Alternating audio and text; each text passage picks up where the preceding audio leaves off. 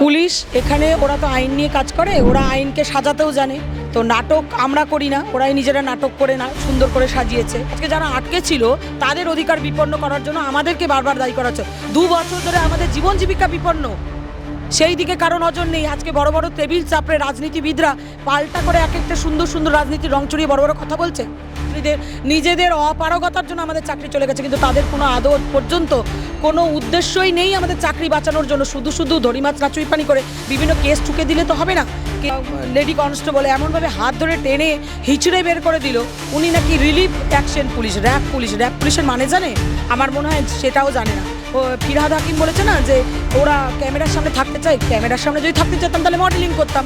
আমাদের পেশা তো ব্ল্যাকবোর্ড, চক ডাস্টার এবং বাচ্চা শিশু, তাদেরকে পাঠদান করা। পুলিশই তলব করা হলো, বলা হচ্ছে যে পাবলিক প্রপার্টি ধ্বংস করা হয়েছে, পুলিশকে কাজ করতে দেওয়া হয়নি, পুলিশকে হুমকি দেওয়া হয়েছে।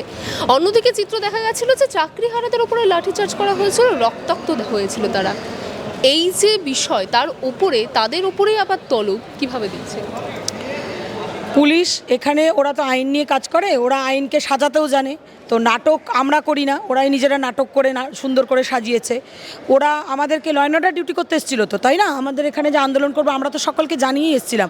এখন ফেসবুক মিডিয়ার যুগ, আমরা তো না জানানো না। আর আমাদের সব কিছুর হিসাব ওরা জানে। ওরা জানতো না যেখানে জমায়েত হবে, আমরা বিকাশ ভবন অভিযানে যাব, তাহলে ওরা ল অ্যান্ড অর্ডার ডিউটি করতেই এসছে। ওরা নাকি 7 ঘন্টা অপেক্ষা করেছে। আমার এটাই প্রশ্ন যে ওরা 7 ঘন্টা অপেক্ষা করার মধ্যে কেন মাইকিং করে আমাদের ডিক্লেয়ার করলো না? এই সমস্যাগুলো ভেতরে হচ্ছে, অ্যারাইজ করছে। 2-4 জনের সাথে আলোচনা করেছে, সেই সমস্যাগুলো আমাদের যারা কোর কমিটির মেম্বার তারা মেটানোরও চেষ্টা করেছে নিজেদের মতন করে। কিন্তু আমরা কিন্তু কিছু জানি না, আমরা নিজেরা দাঁড়িয়েছিলাম। যেমন আমি দাঁড়িয়েছিলাম, আমাকে একজন লেডি কনস্টেবল এমনভাবে হাত ধরে টেনে হিচড়ে বের করে দিল, উনি নাকি রিলিফ অ্যাকশন পুলিশ, র্যাব পুলিশের মানে জানে? আমার মনে হয় সেটাও জানে না। চাকরিটা পুলিশের করলেও রিলিফ দেওয়াটা কিভাবে হয়। আমি আমার ব্যাগ ভেতরে ছিল, বারবার বললাম ম্যাডাম আপনি আমার সাথে চলুন, আমি আমার ব্যাগটা নিয়ে অন্তত কমিউনিকেশন বাড়ির সাথে করতে পারবো। তাহলে আমার বিপন্ন হয়নি গণতান্ত্রিক অধিকার। আজকে যারা আটকে ছিল তাদের অধিকার বিপন্ন করার জন্য আমাদেরকে বারবার দায়ী করা হচ্ছে। 2 বছর ধরে আমাদের জীবন জীবিকা বিপন্ন, সেই দিকে কারো নজর নেই। আজকে বড় বড় টেবিল চাপড়ে রাজনীতিবিদরা পাল্টা করে এক একটা সুন্দর সুন্দর রাজনীতির রং চড়িয়ে বড় বড় কথা বলছে। আমাদের জীবনের কি হবে? আমাদের জীবনের কি রক্তের রং নেই? তাদের আজকে আমাদের মধ্যে টিচাররা অন্তঃসত্ত্বা ছিলেন না? আমাদের টিচাররা এই চাকরি চলে যাওয়ার সংবাদ, দুঃসংবাদে আমার স্কুলেরই টিচারের মিসক্যারেজ হয়ে গেছে, তাহলে সেগুলো কে দেখবে? এরকম আমার একটাই স্কুলের আমি বলছি, এরকম নথি হাজার হাজার স্কুলের আছে। 19,000 শিক্ষক শিক্ষিকার মধ্যে অনেক আছে যারা নতুন বিয়ে করেছে, যাদের জীবন কেবল শুরু করেছে, যাদের হয়তো বাচ্চা ছোট, যাদের হয়তো বাচ্চা চলে গেছে, যাদের নষ্ট হয়ে গেছে, তাহলে তাদের জীবন বিপন্ন হয়নি? সেই বিপন্নতাগুলো কে দেখবে? সরকারকে এগুলো দেখতে বলুন, তারপর বাদবাকির প্রশ্ন। একদিকে পুলিশি তলব, অন্যদিকে শিশুদের ঢাল হিসেবে ব্যবহার করা হচ্ছে। চাইল্ড রাইট প্রোটেকশনের তরফ থেকে বিধাননগর কমিশনারেটে একটি স্বপরিণত অভিযোগ করা হয়েছে এবং 3 দিনের মধ্যে রিপোর্টও তলব করেছে। শুনুন, চাইল্ড লেবার এটা আইনত অপরাধ। আমরা তো তাদের লেবার অ্যাসোসিয়েশন থেকে তাদের লেবারি করানোর জন্য দাঁড় করাইনি, তাদেরকে পাঠদানের উদ্দেশ্যে দাঁড় করিয়েছিলাম। তবে আমার মনে হয় এটা আমাদের দিক দিয়ে আমরা ঠিকই করেছিলাম। আমাদের তো কাজ, পেশাটাই আমাদের তো ওই ফিরহাদ হাকিম বলেছে না যে ওরা ক্যামেরার সামনে থাকতে চাই, ক্যামেরার সামনে যদি থাকতে চাইতাম তাহলে মডেলিং করতাম। আমাদের পেশা তো ব্ল্যাকবোর্ড, চক ডাস্টার এবং বাচ্চা শিশু, তাদেরকে পাঠদান করা। তো আমরা পাঠদানটা খোলা আকাশের ময়দানেও করতে পারি এবং বিদ্যালয়ের ভেতরেও করতে পারি। পাঠদানটা তো কোনো অন্যায় অন্যায্য কাজ নয়। আমার মনে হয় না এইটা কোনো মানে ভিত্তি আছে। ভিত্তিহীন অমূলক একটা প্রশ্ন।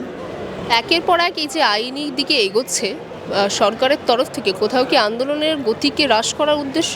অবশ্যই, যদি সরকারের উদ্দেশ্য থাকতো তাহলে এতদিনের মধ্যে তিনি আসতেন। এতদিন কেন? হাইকোর্টে আমাদের স্যাগ্রিগেশন হয়নি বলে চাকরি চলে গেছে। সুপ্রিম কোর্টে দুর্নীতি কি ধরা পড়েছে? আমাদের দুর্নীতি ধরা পড়েছে? ধরা পড়েনি। কিছু দুর্নীতিগ্রস্ত ধরা পড়েছে, কিছু অচিহ্নিত দুর্নীতিগ্রস্ত। মানে আমাদেরকে তো উনি স্যাগ্রিগেশন করে দেননি, সেই কারণে আমাদের হচ্ছে টেন্ডার ডাকার ভুল। টিচার হওয়ার জন্য আমরা যে পরীক্ষা পদ্ধতিতে বসেছিলাম, পরীক্ষা পদ্ধতিতে কোনো ডিসপিউট ছিল না। আমরা যেই পদ্ধতির মধ্যে দিয়ে গেছি, আমাদের তো জানার কথা ছিল না কাকে টেন্ডার ডাকবে কাকে ডাকবে না, সেটা সরকারের ব্যাপার। তাদের আজকে কি বলবো, রাজনৈতিক উদ্দেশ্য তো অবশ্যই ছিল। ক্যাবিনেট আমলা মন্ত্রীদের নিজেদের অপারগতার জন্য আমাদের চাকরি চলে গেছে, কিন্তু তাদের কোনো আদৌ পর্যন্ত কোনো উদ্দেশ্যই নেই আমাদের চাকরি বাঁচানোর জন্য। শুধু শুধু ধরিমাছ নাচুই পানি করে বিভিন্ন কেস ঠুকে দিলে তো হবে না। কেসটাকে সঠিক গতিতে সঠিক জায়গায় নিয়ে যেতে হবে। কি পদ্ধতিতে আমাদের চাকরি বাঁচতে পারে তার আলোচনা আমাদের সাথে করেছে। তারা তো কথা দিয়েছিল রিভিউ পিটিশনে যাওয়ার আগে আমাদের সাথে কথা বলবে, আলোচনা করবে, করেছে? করেনি। কেন করলো না?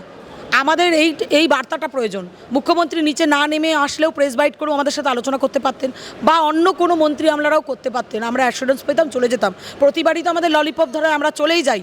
আমরা শিক্ষক, আমরা বিপ্লবী নই, আমরা বিপ্লবী হতে আসিও নি। বাংলা হান্টের আরও খবর দেখতে নজর রাখুন। বাংলা খবর মানেই বাংলা হান্ট।